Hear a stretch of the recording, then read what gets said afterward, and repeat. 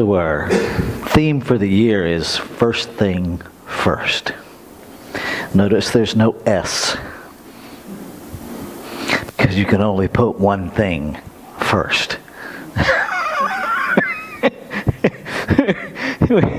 we like multitasking has infiltrated everything, and it's just a lie. You can only do one thing at a time. Right? So first thing first. Now we all get to decide what that is, because depending on where you are and what you're doing, the first thing is going to change. What occurred to me as last year, because just so you know, this stuff starts planning itself like around June, the next year starts coming. And so what occurred to me is we have a ton of knowledge, but one of the things that we really don't have in science of mind is a lot of nuts and bolt tools. How to actually use all this knowledge that we have. And what occurred to me is what keeps me spiritually fit and what grows me is living by the spiritual principles of the 12 steps and 12 traditions of recovery. Fill in the blank, whatever recovery, because there are hundreds of organizations that use these 12 steps. It doesn't have to be a substance, right? There's a great book that Dale introduced me to, the 12 steps for everybody who wants them. Right?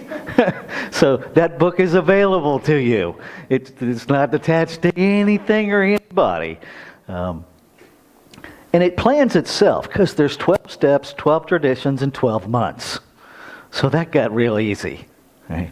So we do the first 2 weeks, we do the steps. Second 2 weeks, we do the tradition. This month we have 5 Sundays. So the 5th Sunday, we're actually going to do a workshop format where we take what we've learned for the first 3 months and actually put them into practice on that Sunday.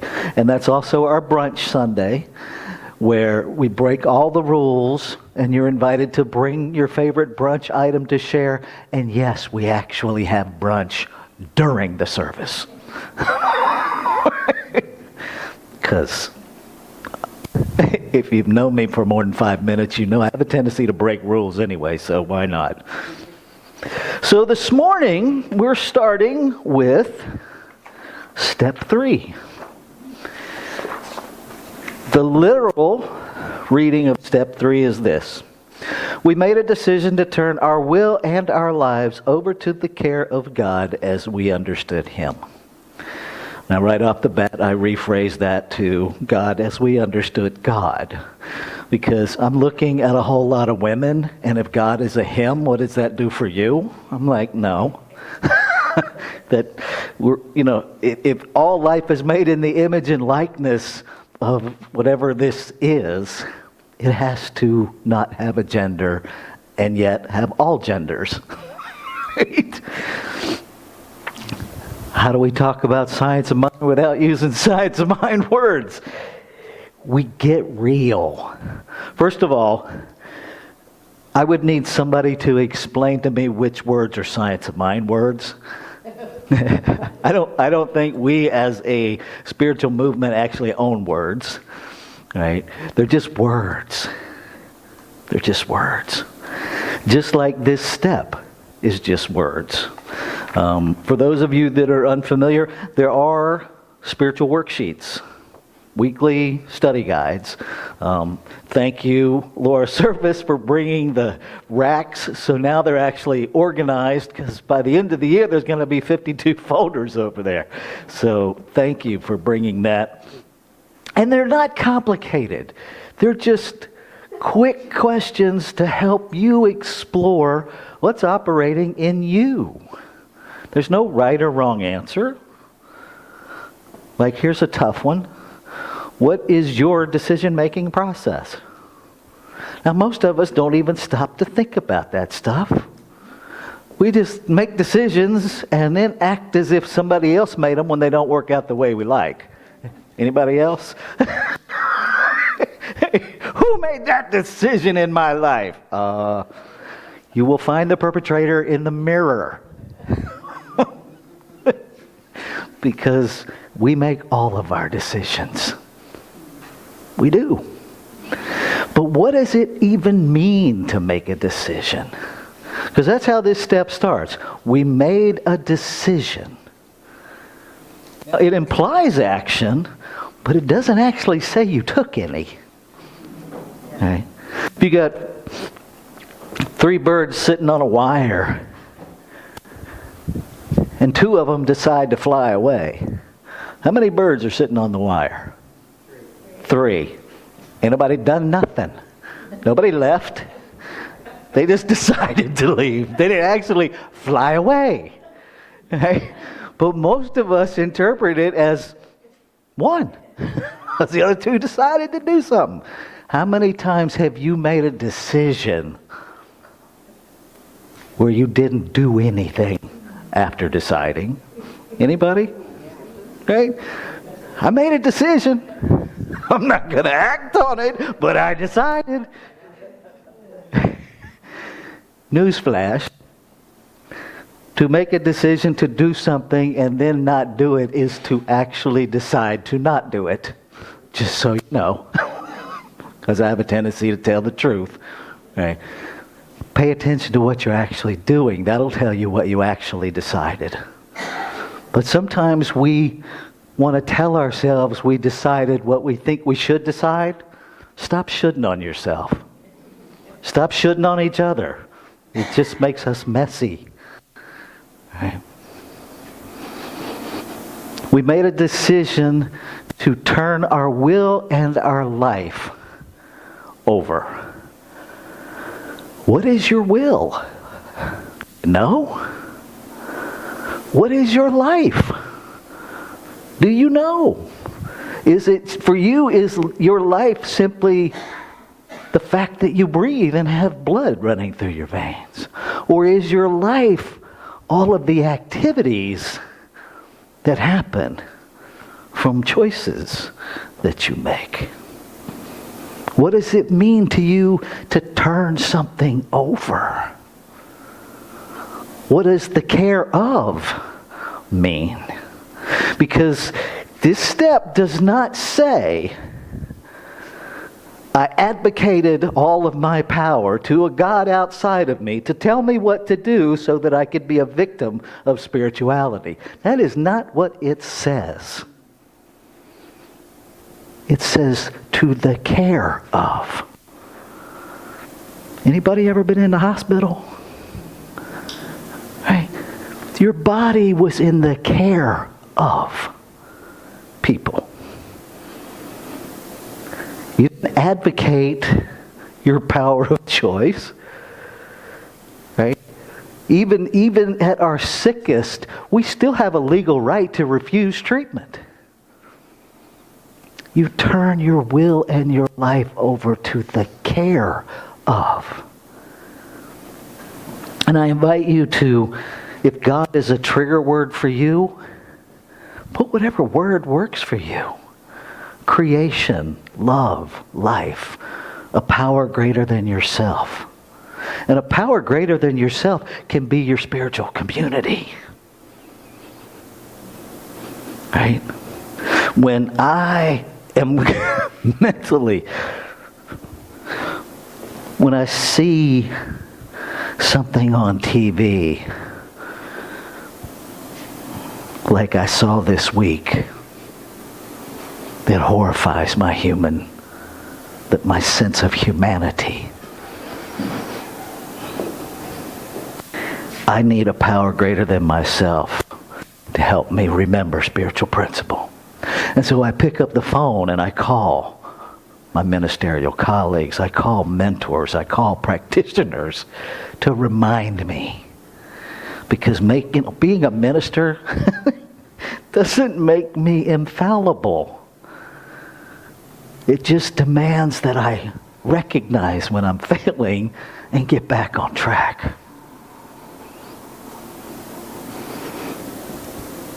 What is your higher power? Where is a power greater than yourself when you need support? Who do you trust to turn your will and your life over to the care of? It can be a spouse. It can be a child. It can be a group. It can be creation itself. It's your right to choose what that power is, and it's completely yours. A God of your own understanding doesn't require anybody else's input. Doesn't require anybody's approval. You get to decide how you connect spiritually. Yes, we teach certain things, that you are creation expressing. Now, how you relate to that, that's up to you. I don't relate to it today the same way I related to it when I was 16. I don't relate to it the same today as I did the day I stood in a field in Loudoun County, Virginia at the fairgrounds, screaming into the sky to God to get out of my life and leave me alone and stop showing me things I can't do anything about. And here's what happened. I stopped being aware. Because creation responds, yes, even when what we're asking for is detrimental to us. Because creation doesn't judge. It doesn't filter. It just says, okay. So you get to decide. What we teach in Science of Mind is that creation can only do for you what you will allow it to do through you, as you. So you're as limited as you choose to be. That's the only thing limiting us, is our own choice. What are you willing to turn your will and your life over to the care of? That requires us to trust. How do you build trust? Last time I checked, that requires risk. Requires risk. I have never built 1 ounce of trust without risking something. It's like courage. Like we expect people to be courageous while we're telling them that fear is unnecessary. Please help me understand that. I'll wait. Explain it to me like I'm 2. If you don't have fear, where's courage? Fear is not a bad thing. Fear is a normal human response. In fact, it's a normal, natural response for everything. Everything that has the ability to scurry away from danger does so. When was the last time you stood out in nature and berated a rabbit from running from you? Never. That's the natural response of fear. We're the only species that I'm aware of that berates ourselves for having it. And I think it comes from deep social conditioning. Primarily misogyny. Right? We are living in a time where the violence of strength is being played out in a public domain. If a woman were to play it out that way, it would be completely vilified. Let's tell the truth. Let's tell the truth. For me, as a white man, aggression is power. It's strength. Let's be clear, that's bullshit. It's a lie. It's a justification. The same thing plays out for a man of color. He'll be lucky if he lives through it. Let's tell the truth. The same thing plays out for a white woman. She has more grace than a woman of color. But the conditioning shows up as guilt and shame that teaches her to silence her own God-given brilliance, to hide the internal warning signs that are not negative, they're just there. What are you turning your will and your life over to the care of? Social conditioning? Or a power greater than yourself that is love, that is the nature of your being, that is the brilliance of that internal alarm system. Notice real fear, biological fear, it does not have a conversation with you. It gives you one-word commands. Stop, go, run, duck. It doesn't have a conversation. So if there's a lot of conversation, maybe you've turned your will and your life over to the care of generational trauma and social conditioning. Here's the good news. You're one choice away from stepping out of that. It's as simple as ain't a word of truth in this. Ain't a word of truth in it. And remind yourself of what is true. And if you can't remember what's true, you pick up the phone and call somebody who can. You pick up the phone and reach out to any power greater than yourself in that moment. Whether it's a practitioner, whether it's a friend in the community, whoever it is. And it's okay to say, I have forgotten who I am. Please remind me. And all you need to say when you get that phone call is you are a brilliant, one of a kind, never to be repeated, divine idea in the mind of God. That's who you are. You are made out of perfection. The substance of you is whole, perfect, and complete. That's who you are. You are not your behavior. You are the substance of your being. That's who you are. There's a difference between who we are and what we are. We live in a society that assigns identities based on behaviors. Here's my most ministerial advice. Let that shit go. You are not your behavior. What's accurate is if I tell a lie, I am a person who told a lie. That is not what we do in this society. What we say is, you are a liar. We assign an entire identity based on a behavior. A, stop doing it. B, stop owning it.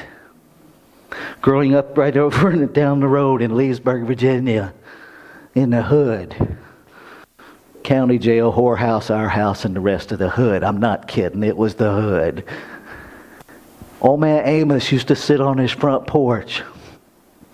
And just like kids do, we'd be crying about something. And old Mr. Amos would say, "Child, get up here." And he's like, "What is the matter with you today?" And we'd tell him. And usually it was somebody called me this or somebody said that. Oh man, Mr. Amos, he's eating his newspaper, spitting in his spittoon. He never even looked up at us. He just chuckled. He said, "You are what you answer to, child. If it ain't you, don't answer. You are what you answer to. If it's not you, don't answer." Now, it took me years to really get that. If somebody calls me stupid and I'm not stupid, they're not talking to me. If somebody calls me ugly and I know I'm not ugly, they're not talking to me. They're just spewing their idea audibly. You are what you answer to. If it's not you, stop answering. Stop answering. It's that simple. And if there's something in you that it taps, there's where your healing work is. Turn it over to a power greater than yourself to remind you of the truth of you. Surrender so you don't have to fight anymore. Because as long as that idea, as long as that lie is alive, you're in battle with it. And as long as you're in battle with it, it can't leave. Because you have it engaged. If you want it to leave, let it go. Right? If you got a helium balloon, as long as you hold on, it can't go anywhere. The minute you let go, gone. All of the stuff you're holding on to is the same way. If you really don't want it, let go. And if you really do want it, then just get honest with yourself. I'm keeping it because I'm getting something out of it. It's not good or bad. It's not right or wrong. Just get honest. Because then you can decide. We made a decision.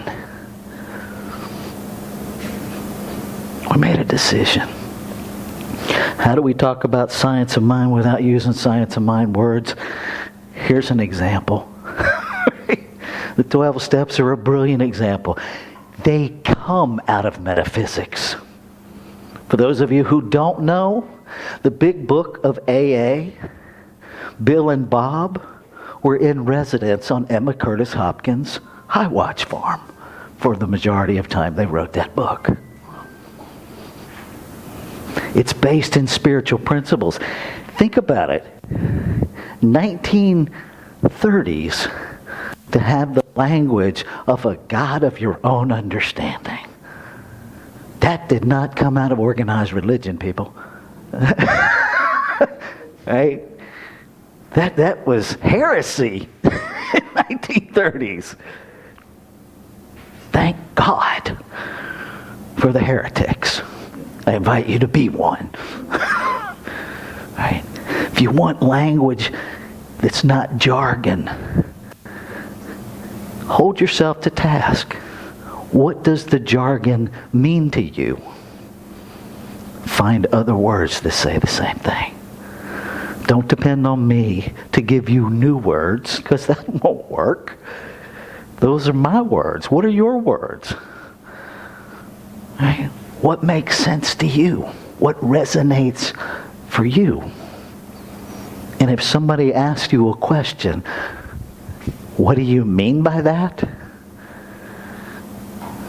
Be ready to answer it. If you can't answer it, perhaps don't say it in the first place.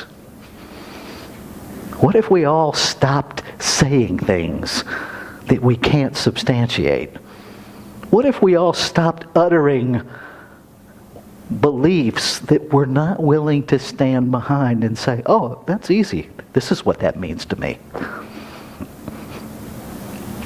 Because if you don't know what it means to you, why are you repeating it? I'm just saying. Why would you repeat something that isn't yours? Khalil Gibran speaks to that all the time. Right? Pick a subject, any subject. You know, it's better that you not work than go to work not understanding that your work is a gift. It's better that you not be in relationships than you be in a relationship where you don't understand what the relationship is. He says it all through his writings over and over again in different ways. It's better to sit on the sidewalk and beg for money than to go to work if you don't understand the sacredness of work. That's Khalil Gibran. Right?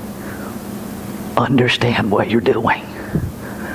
Turn your will and your life over to the care of. You don't turn your brain over to the programming of. That's not what it says. It doesn't say, I turn my behavior over to be dictated to by. That is not what it says. Turn your will and your life. I will close with this, because this is a sticky point for a lot of us. Is that we think there is a God, that we think that there's a God outside of us that has a will for us. God's will is you. God is choosing to express itself as you. That's God's will, is to express and to experience as you. That's it. Doesn't have an agenda. It doesn't have a plan, because that suggests you don't have choice. And you do.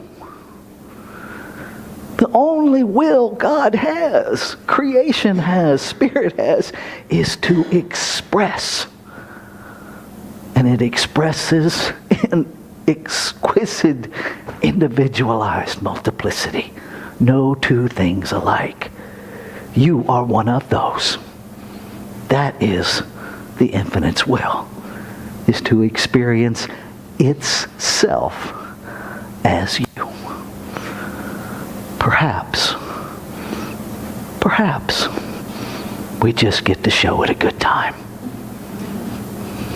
Perhaps just show creation a good time. Let's take this into prayer. One life, one love, one peace, one power, one presence, one unnameable everything that the humanity in me insists on naming.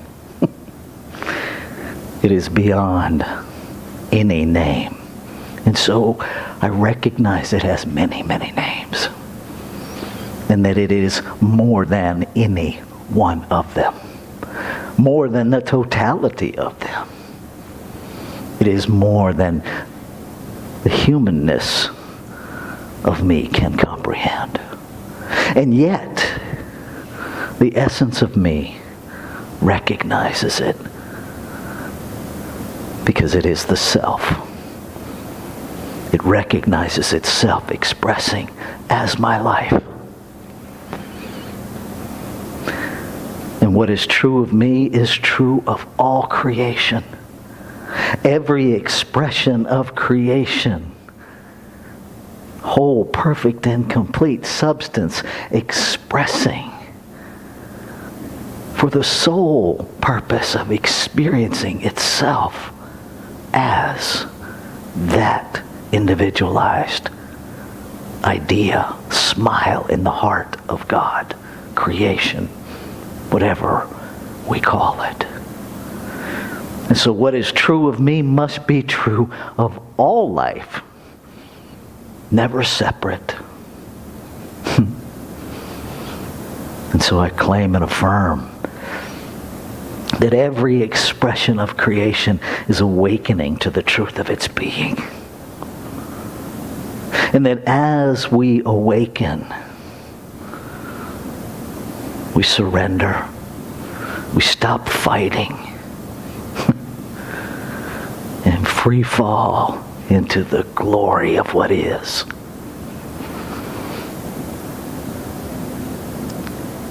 That we joyously decide to turn our will and our life over to the care of something greater than our human selves, to the care of the whole, to the harmonious operation of one.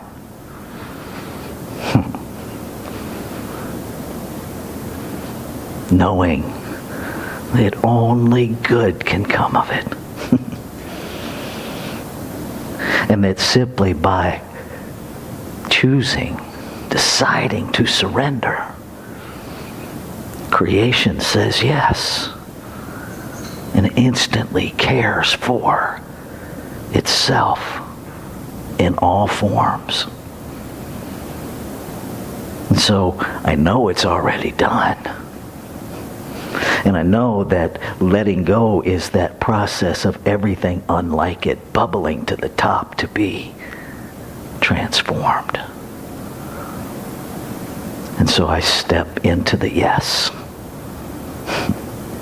into the messiness of the yes, into the glory of the yes.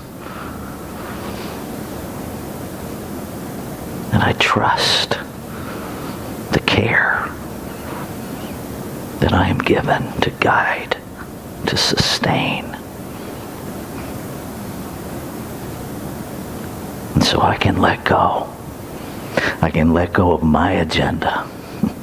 I can let go of any investment in a particular outcome and simply live fully in the now. Ashe. Shalom. Aho. Amen. Amen. And so it is. Just take a breath.